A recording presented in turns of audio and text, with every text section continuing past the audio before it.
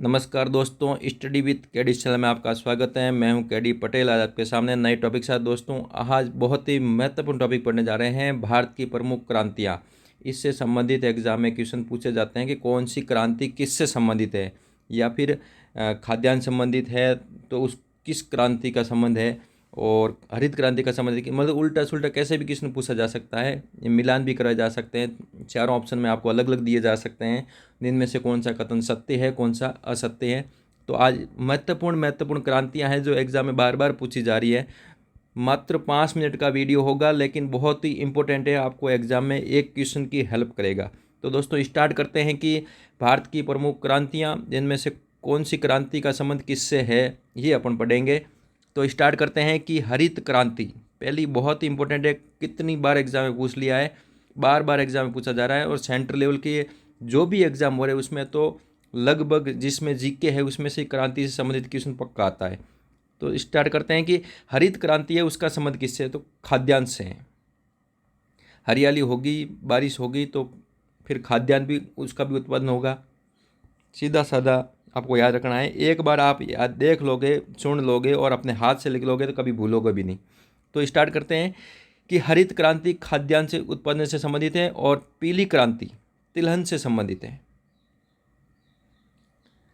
तेल, जो आपने तिलहन का वगैरह तेल देखा होगा, उसका कलर हमेशा पीला होता है। ऐसे लिंक करके याद कर लो, आसानी से याद रहेगा।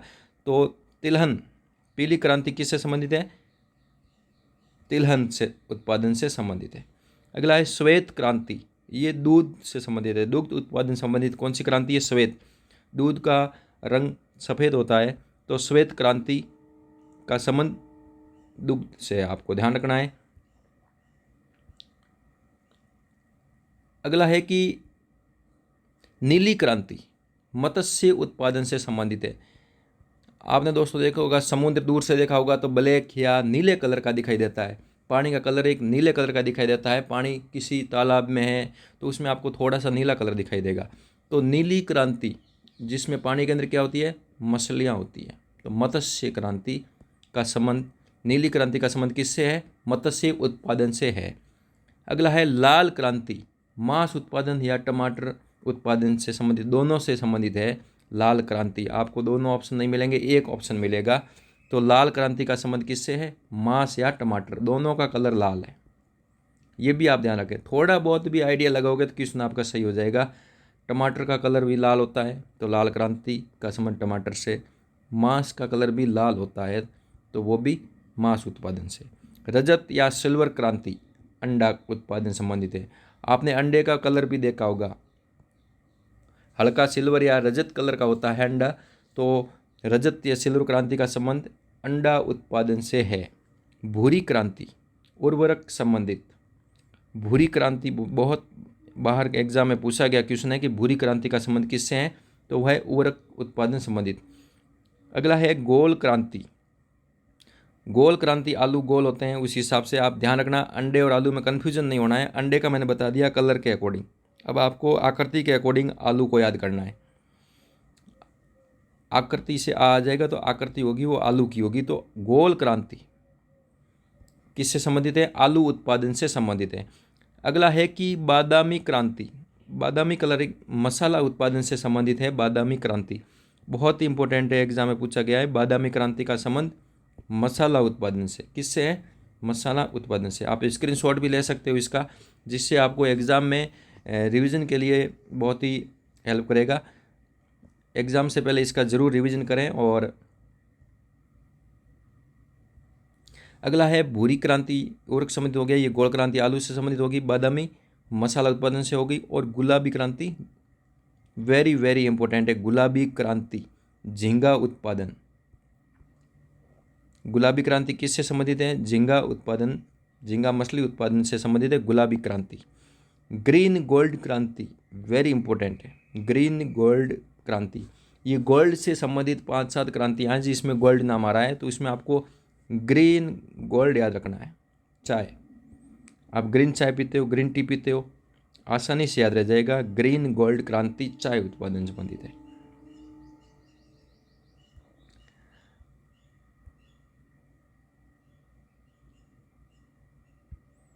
अगला है हरित सोना क्रांति।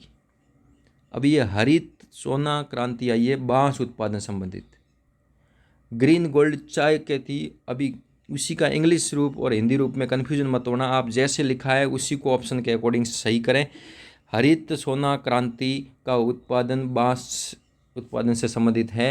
हरित सोना, हरे कलर का बांस होता है।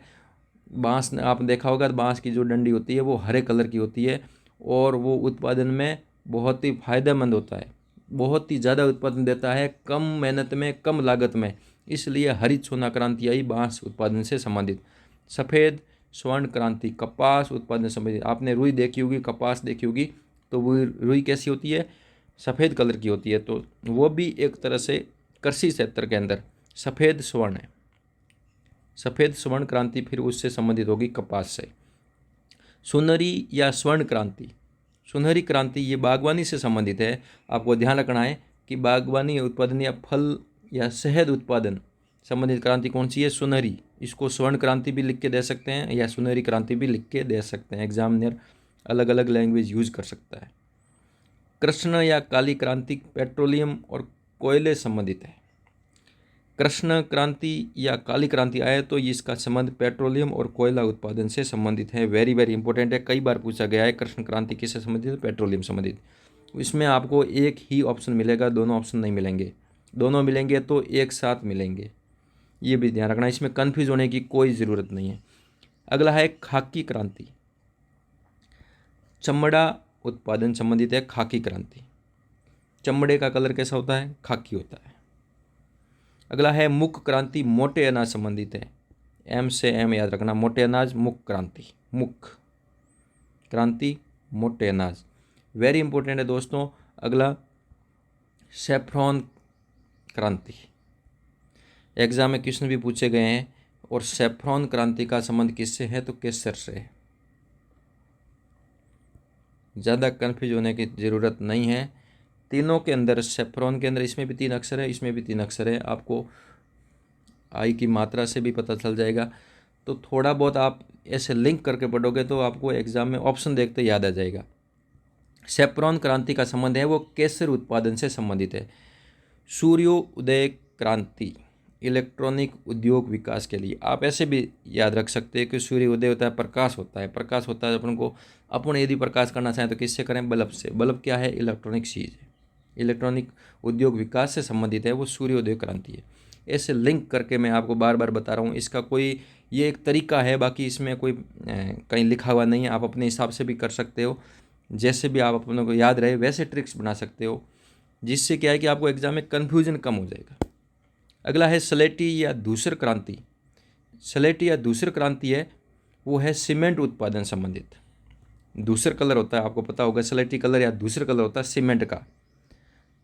कलर से अधिकतर इनके नाम मैच हो रहे हैं। अगला है स्लेटी धूसर क्रांति सीमेंट उत्पादन से संबंधित। सदाबहार क्रांति, सदाबहार क्रांति, सदाबहार पेड़ पौधे देखे होंगे तो जैव तकनीकी, जैव विविधता से जोड़ करके आप कर सकते हो जैव तकनीकी। सदाबहार क्रांति किससे संबंधित है? जैव तकनीकी के संबंधित। अमृत क्रांति नदी जोड़ो परियोजना। अमृत क्रांति जो भारत की सब नदियां हैं आपस में जोड़ने के लिए, जिसमें पानी नहीं है उसमें ज़्यादा पानी वाली नदी का पानी कम पानी वाली नदी में जोड़ना, तो ये क्रांति चलाई थी। तो इसका अमृत क्रांति का संबंध किससे है? नदी जोड़ो परियोजना से। अगला इंपॉर्टेंट है इंद्रधनुष। इंद्र देवता का नाम आ गया और धनुष और हाथ में लेके खड़े हैं, और ये क्रांति करेंगे तो फिर सभी एक साथ ही करेंगे। तो सभी क्रांतियाँ पर निगरानी रखना। इंद्र भगवान ऊपर बैठे बैठे धनुष लेकर के सभी पर नज़र रख रहे हैं। तो इससे क्या हुआ कि इंद्रधनुष क्रांति का संबंध सभी क्रांतियों पर निगरानी हेतु चलाई गई क्रांति कौन सी है? तो वो है इंद्रधनुष क्रांति। इंद्रधनुष क्रांति का संबंध किससे है? कि सभी क्रांतियाँ जो भी ये सभी अपने पढ़ी है, सभी क्रांतियाँ हैं, जो भी सभी क्रांतियाँ उस पर निगरानी हेतु एक हेड बनाया गया है, वो है इंद्रधनुष क्रांति को। तो हेड कौन हो गया? इंद्रधनुष। कहाँ बैठे हैं? ऊपर बैठे हैं, नजर रख रहे हैं सभी क्रांतियों पर। इंद्रधनुष क्रांति का संबंध किससे है? सभी क्रांतियों पर निगरानी रखने हेतु। तो दोस्तों आज अपने महत्वपूर्ण क्रांतियाँ पढ़ी है जो एग्जाम में बार बार एग्जाम में क्वेश्चन पूछे जाते हैं कि किस क्रांति का संबंध किससे है, और बहुत ही इम्पोर्टेंट है और छोटा सा टॉपिक है। अपन कई बार सीधे से बुक्स के अंदर, गाइड के अंदर नहीं मिलते हैं और अपन नज़रअंदाज कर लेते हैं, और उसका अपने सामान्य जीके होता है उसके अंदर छोटा सा क्वेश्चन कभी कभी एग्जामिनर पूछ लेता है। विशेष करके जो सेंट्रल लेवल के एग्ज़ाम होते हैं गवर्नमेंट के, उसमें क्वेश्चन इससे संबंधित ज़्यादा आते हैं, और बाकी स्टेट संबंधित भी क्वेश्चन तो आते ही है, लेकिन सेंट्रल लेवल में स्टेट लेवल की तुलना में ज़्यादा आते हैं। तो दोस्तों आज की वीडियो में इतनी ही चर्चा करेंगे, फिर मिलेंगे अगले वीडियो में। और दोस्तों आपको वीडियो कैसा लगा कमेंट के माध्यम से ज़रूर बताएं, और अपने मित्रों को भी ज़रूर शेयर करें। जय हिंद, जय भारत।